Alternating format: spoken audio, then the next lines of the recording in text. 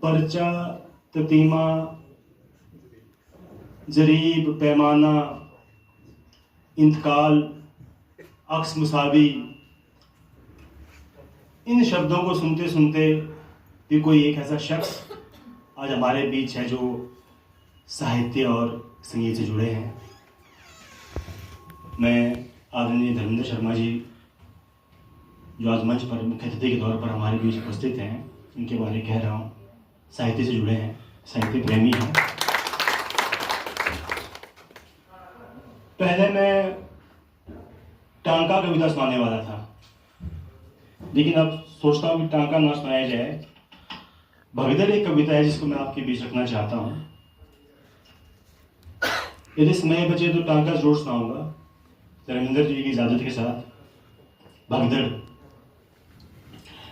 मैं व्यवस्था की अवैध संतान हूं, बिना संविधान का लोकतंत्र मेरा घर है।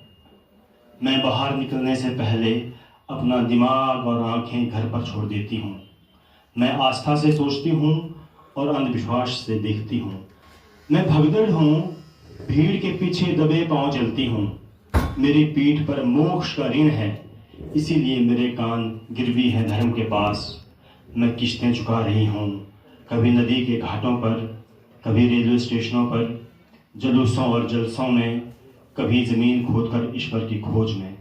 मैं भगदड़ हूँ, बेरोजगारों की टूटती उम्मीदों की, रोटी के पीछे भागती भूख की, कोटा में भविष्य तलाशती अगली पीढ़ी की, नशे के ओवरडोज में धुत वर्तमान की, स्वर्ग और मोक्ष की इच्छा रखने वाले भविष्य की, अतीत के कब्रिस्तान खोदते नाखनों की।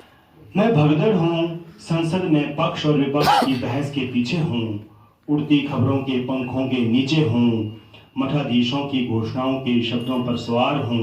मैं नियम और कानून की हार हूँ, बेरोजगारी की मार हूँ, उन्माद का अंतिम सार हूँ। जब बाहर नहीं होती हूँ तब कहीं खाली दिमाग के भीतर होती हूँ। मैं भगदड़ हूँ। धन्यवाद। कविता का शीर्षक है टांका। बहुत छोटी है, आपको 2 मिनट का समय दूंगा।